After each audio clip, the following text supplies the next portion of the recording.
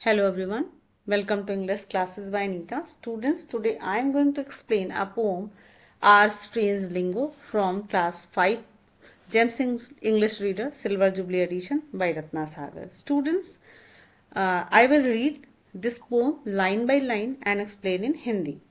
Students, be with me and get ready for understanding. The title of the poem is Our Strange Lingo. Lingo means होता है language, और यहाँ पे इस poem में लिंगो का मतलब है लैंग्वेज। और यहाँ पे लैंग्वेज, यहाँ पे आप देख सकते हो कि इस पोएम में इंग्लिश लिखा हुआ है। इट मीन्स कि जो पोएट है, पोएट का नाम क्या है? लॉर्ड क्रोमर। इन्होंने इस पोएम को लिखा हुआ है और ये इंग्लिश लैंग्वेज के बारे में कुछ बताना चाहते हैं। क्या है जो पोएट कुछ हम लोग से कहना चाहते हैं। तो चलिए देखते हैं कि जो पोएट हैं लॉर्ड क्रोमर वो क्या कहना चाहते हैं इंग्लिश लैंग्वेज के बारे में। तो first I will read this poem line by line, and after this I will explain in Hindi, and we will talk about the rhyming also. So when in the English tongue we speak, why is break not rhymed with freak? Will you tell me why it is true we say few but likewise few, and the maker of the words cannot rhyme his horse with words? Beard is not the same as herd, cord is different from word, cow is cow but low is low, shoe is never rhymed with foe. Think of horse, does and loss, and think of goose and yet with choose. तो जो ये poem में जो writer poet बता रहे हैं वो क्या है, पहले तो हम राइमिंग देखते हैं। Speak with freak, true with few, verse with verse, heard with word. तो यहाँ पे आप देख सकते हो कि ए बी बी सी सी, इसी तरीके से आपका ये पूरा राइमिंग है। तो राइमिंग तो आप देख सकते हो।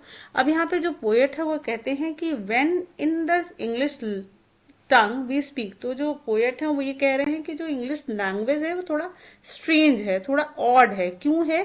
क्योंकि बहुत सारे ऐसे वर्ड्स हैं कि अगर हम उसको पेपर पे लिखें तो उसका जो स्पेलिंग है वो सेम टू सेम दिखाई देती है, लेकिन उसका जो प्रोनाउंसिएशन है वो पता नहीं क्यों अलग दिखाई देता है। मतलब वो जो पोएट है वो थोड़े कंफ्यूज हैं। वो पूछना चाहते हैं कि आखिर ऐसा क्यों है, कोई मुझे बताएगा कि ये जो लेटर्स हैं अगर स्पेलिंग सेम है, अगर हम उसको लिख कर देखते हैं या उसको पेपर पे देखते हैं तो वो सेम दिखाई देती है, लेकिन जब हम बोलते हैं तो उसका जो प्रोनाउंसिएशन है क्यों अलग बोला जाता है। आखिर ऐसा क्यों है? ये लैंग्वेज, इंग्लिश लैंग्वेज इतनी कंफ्यूज, इतनी स्ट्रेंज क्यों है, ऑड क्यों है? तो चलते हैं देखते हैं क्या है। When in the English tongue we speak, यानी कि जब हम इंग्लिश लैंग्वेज को बोलते हैं, पढ़ते हैं। Why is break not rhyme with freak, तो कहते हैं कि ये जो ब्रेक जो है वो क्यों फ्रीक के साथ राइम क्यों नहीं करता है। जैसे अभी हमने देखा स्पीक फ्रीक, तो ये स्पीक के साथ राइम जैसे कर रहा है, वैसे अगर स्पेलिंग ब्रेक है BREAK और FREAK, तो क्यों इसको ब्रेक पढ़ा जाता है और क्यों इसको फ्रीक पढ़ा जाता है, ऐसा क्यों है? Will you tell me why it is true, कहते हैं कि क्या आप कोई भी मुझे ये बताएगा कि वाई इट इज ट्रू, ये सत्य है, ये सही है।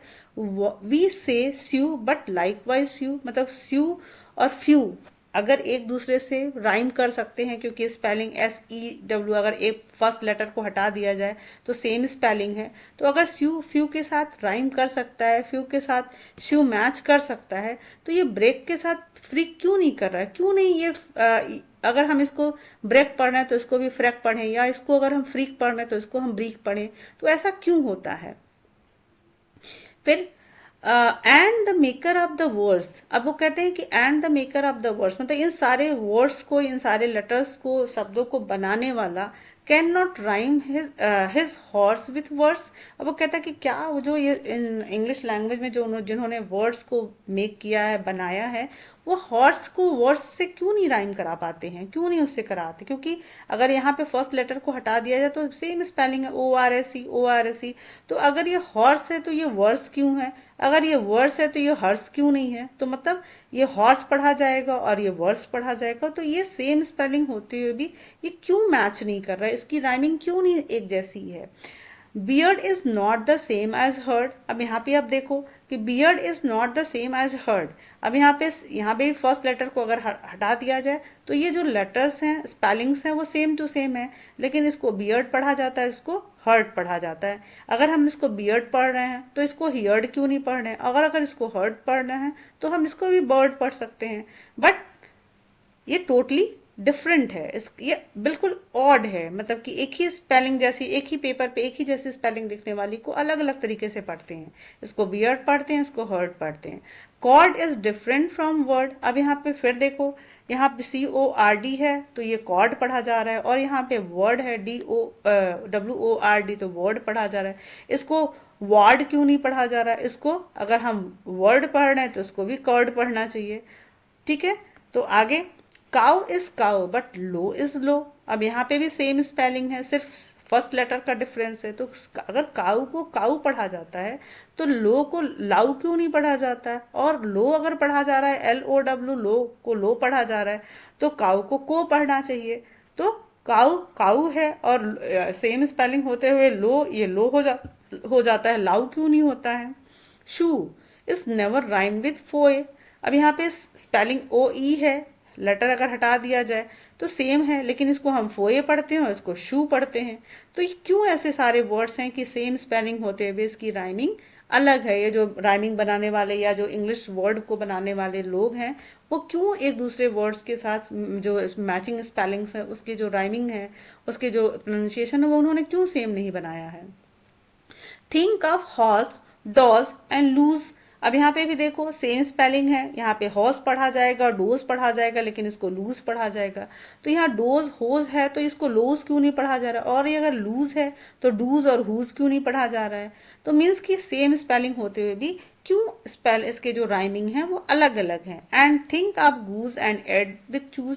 अब कहते हैं कि अब ये दो जो वर्ड्स हैं, गूज और चूज, ये तो थोड़े राइम कर रहे हैं। क्यों राइम कर रहे हैं? क्योंकि कुछ वर्ड्स एक दूसरे से राइम कर जाते हैं, और कुछ सेम स्पेलिंग कंटेंट करते हुए फिर भी वो एक दूसरे से राइम नहीं करते हैं। तो यहाँ पे जो अभी हमने पूरा स्टेंजा पढ़ा, उसमें हम पोएट बहुत ज्यादा कंफ्यूज हैं। वो कह रहे हैं कि जब बहुत सारे वर्ड्स एक जैसे हैं, स्पेलिंग एक जैसी है, पेपर पे लिखकर हम अगर देखें तो सेम टू सेम स्पेलिंग है, फर्स्ट लेटर को हटा दिया जाए तो सेम है, लेकिन उनकी जो प्रोनाउंसिएशन है वो क्यों अलग है? और जो इंग्लिश के वर्ड्स बनाने वाले हैं उसको ये क्यों नहीं राइम करा पाते हैं?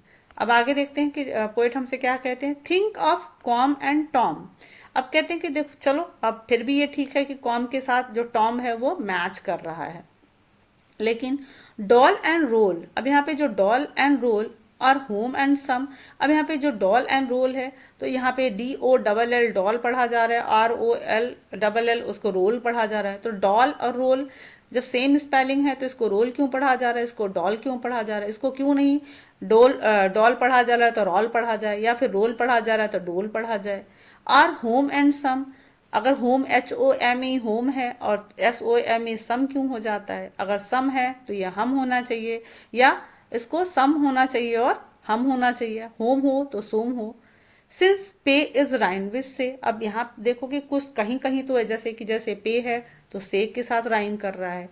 Y not paid with said, I pray. और कहते हैं मैं प्रार्थना करता हूँ, मैं रिक्वेस्ट करता हूँ कि मुझे कोई बताए कि वाई नॉट पेड, सेट क्यों नहीं है? अगर पेड को PAID को पेड पढ़ा जा रहा है तो SAID को सेड क्यों पढ़ा जाता है? फिर इसको भी पेड पढ़ा जाए, सेड पढ़ा जाए, या फिर इसको अगर सेड है तो ये भी पेड होना चाहिए। यानी कि या तो ये सेड पेड होना चाहिए, या पेड होना चाहिए और सेड होना चाहिए।